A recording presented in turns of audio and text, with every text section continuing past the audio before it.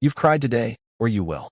Maybe it's something small, a song, a memory that surfaced without warning, and you won't think about why. But the answer is one of the strangest things science has ever uncovered about our species. Because crying has nothing to do with sadness. Not originally.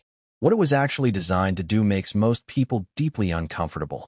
And once you know it, you will never look at another person's tears the same way again. Here's the problem. You are a primate. No other primate cries emotional tears.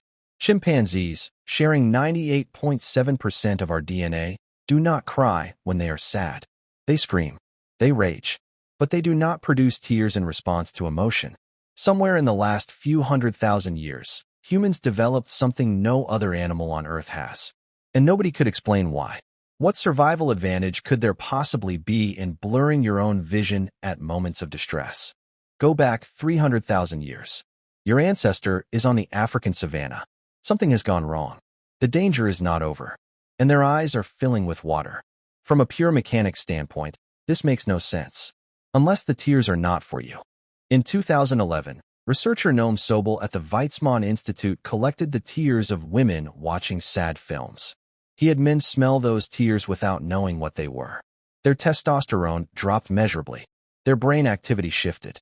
They had not seen a single crying face. They had only smelled something invisible.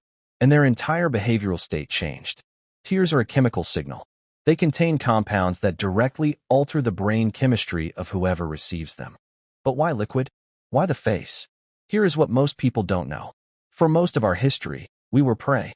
An animal that screams when distressed broadcasts its location to every predator within earshot. Sound gets you killed. Tears are a signal that cannot be heard. They carry information across a face in complete silence. They tell the people closest to you exactly what state you are in, without making a sound that could kill you both. Tears only work at close range. You cannot see someone crying from 200 feet away. They are built for the distance between two people who already trust each other. A signal designed to move information inside the group while staying invisible to everything outside it. And here is where it gets stranger. Emotional tears are chemically different from the tears your eyes produce to stay moist. They contain higher concentrations of stress hormones and leucine and enkephalin, a natural painkiller. When you cry, you are expelling stress chemistry from your body. The relief people feel after crying is not psychological. It is biochemical. Your body is running a chemical purge. In 2016, psychologist Jonathan Rottenberg showed that tears on a face activate caregiving responses in observers almost automatically. When he showed people the same distressed face with tears digitally removed, they felt significantly less urgency to help. The tears were not decoration. They were the trigger. Your nervous system responds to another person's tears the way it responds to a child's cry. Something ancient fires, and you move toward them. Tears are also nearly impossible to fake.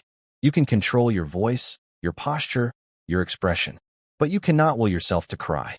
For a species that evolved in small groups where trust determined survival, an unfakeable emotional signal was not a weakness.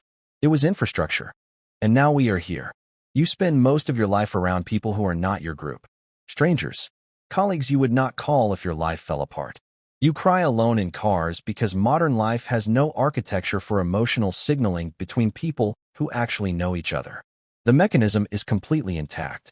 The context it was built for has almost entirely disappeared. Every time you feel the pressure behind your eyes in a place where crying is not allowed, your body is running a 300,000-year-old program in an environment it was never designed for. The signal is ready. The receiver is not there. You were not built to hold it together. You were built to fall apart in front of people who would catch you. Somewhere between the savannah and everything we built after it, we lost the conditions that made that possible. The tears still come anyway, because the body remembers what the world has forgotten.